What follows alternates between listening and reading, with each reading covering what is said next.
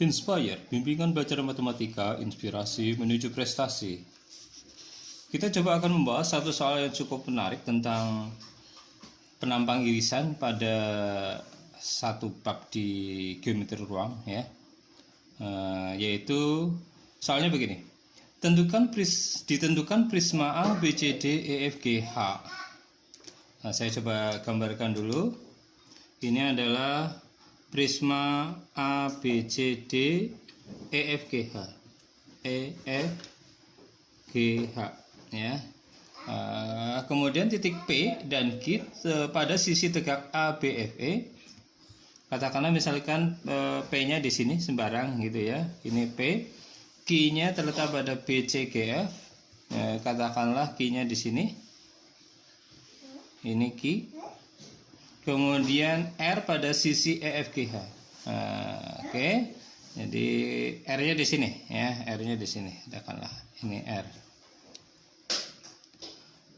Lukis irisan prisma yang melalui PQR. Nah, kenapa ini saya sebut menarik? Karena setiap orang mungkin akan menempatkan titik P, Q, dan R-nya itu berbeda, ya. Nah, asalkan memenuhi dia terletak pada A, B, F, E, B, C, G, F, E, F, G, H. Nanti bentuk penampangnya pun nanti pastinya akan berbeda-beda. Ya, oke. Nah, kita pada soal ini mencoba menggabungkan bagaimana kita menentukan suatu penampang, yaitu dengan sumbu afinitas, dan yang kedua yaitu dengan bidang diagonal, ya, dengan cara diagonal. Kita coba akan gabungkan itu, karena kita tidak bisa menentukan suatu garis-garis karena masing-masing P, Q, dan R itu terletak pada bidang yang berbeda-beda. Oke, perhatikan langkah-langkahnya, ya. Nah, langkah-langkah yang harus kita buat adalah kita akan menentukan suatu bidang yang memuat P dan R. Kita juga akan menentukan bidang yang memuat Q dan R, ya. Oke. Jadi yang pertama kita coba akan membuat suatu garis yang melalui P sejajar dengan rusuk tegaknya. Jadi ini. Oke. Nah, kemudian dia akan berpotongan di rusuk EF. Katakanlah di sini saya sebut sebagai X, ya, X.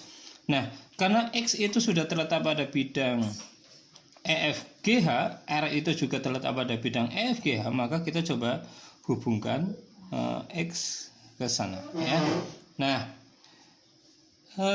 garis PX dan garis XR itu berpotongan, maka berdasarkan satu teorema, maka kita bisa membuat suatu bidang, ya, melalui dua buah garis yang berpotongan, maka tentunya kita bisa menentukan suatu bidang. Oke, jadi andaikan ini saya sebut bidang K, L, M, X, maka bidang yang pertama yaitu yang memuat P dan R itu sudah terbentuk. Yang berikutnya adalah kita coba akan membuat suatu bidang yang memuat Q dan R, ya. Langkahnya sama, ya, yaitu kita coba buat garis yang melalui Q sejajar dengan rusuk tegaknya, yaitu rusuk CG, katakanlah, ya. Katakanlah ini Y. Oke. Hampir sama kayak tadi, Y dan R itu sudah terletak pada satu bidang, maka kita bisa mengkonstruksi suatu garis, ya. Nah, di sini kita bisa melihat juga bahwa garis QY dan garis YR itu sudah terletak pada atau berpotongan, ya. Maka berdasarkan teorema kita bisa membuat suatu bidang yang terbentuk dari perpotongan QY dan YR. Jadi ini bidangnya.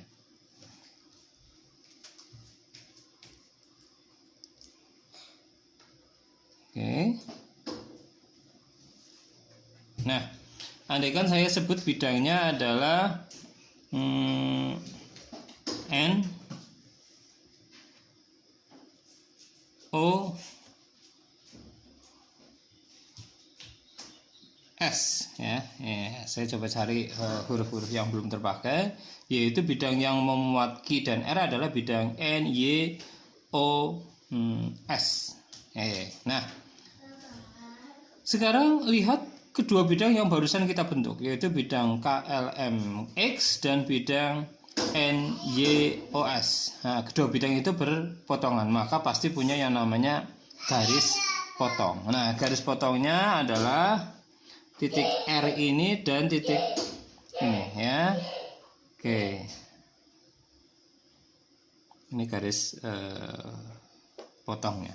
Oke, nah sekarang kita coba akan membuat suatu garis yang menghubungkan dua buah titik. Nah, ya, sekarang kita coba lihat titik R dan titik P itu kan sudah terletak pada satu bidang, yaitu bidang KLMX.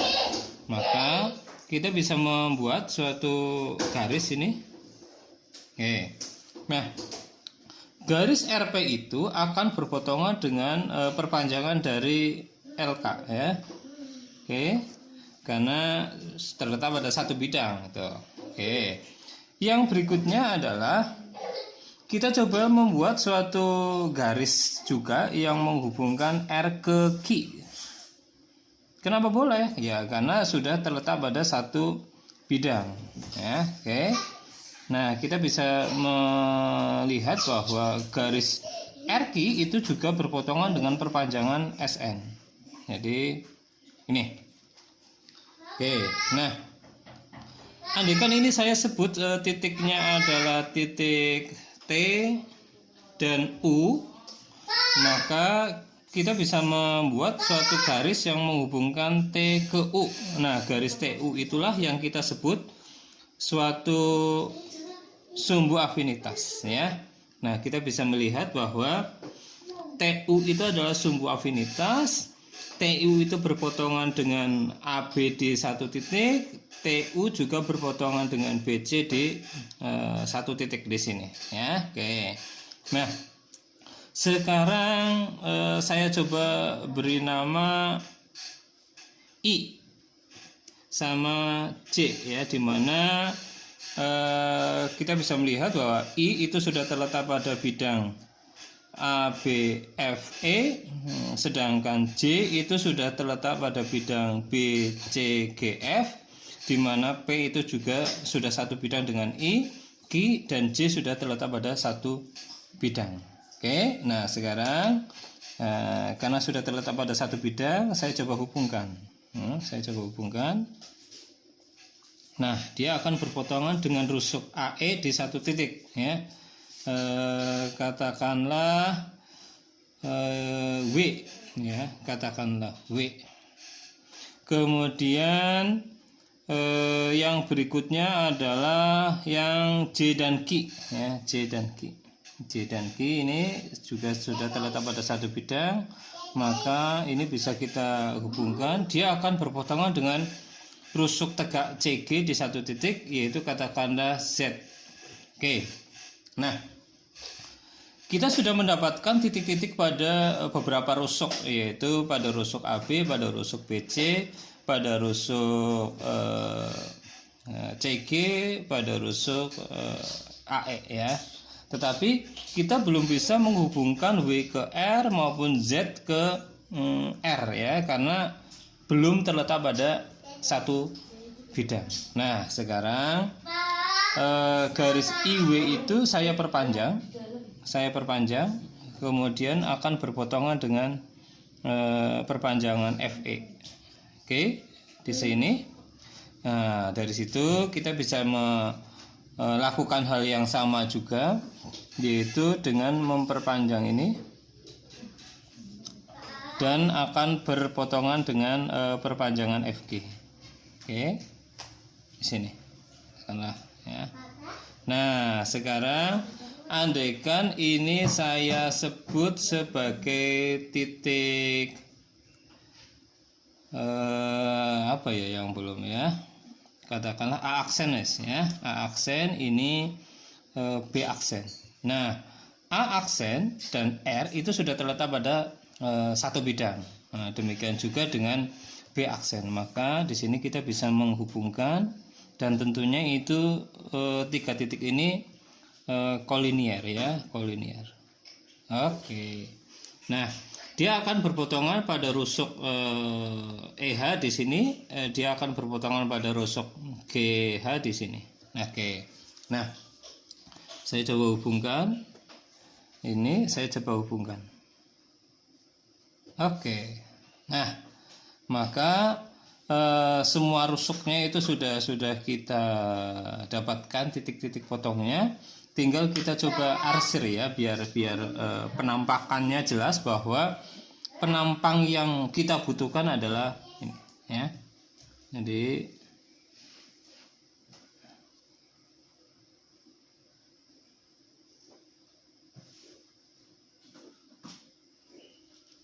oke.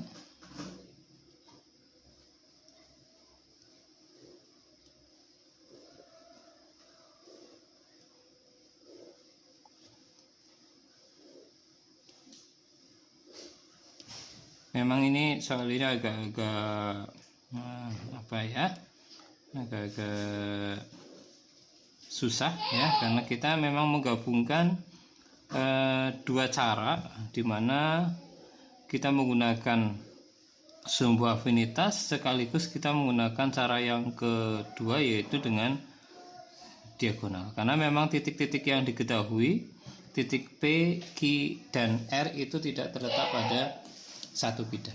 Nah, ini adalah penampang yang dibutuhkan di dalam soal atau sebagai jawaban, di mana penampang tersebut melalui titik P, Q, dan R. Oke, silakan dicoba. Mungkin bisa dieksplor bagaimana ketika titik P, Q, dan R-nya itu dirubah posisinya ya, tetapi masih memenuhi titik P-nya pada bidang A, B, F, E, titik Q-nya pada bidang B, C, G, F, dan titik R-nya itu pada bidang E, F, G, H. Nah, silakan dicoba. Terima kasih, sampai ketemu pada pembahasan yang berikutnya.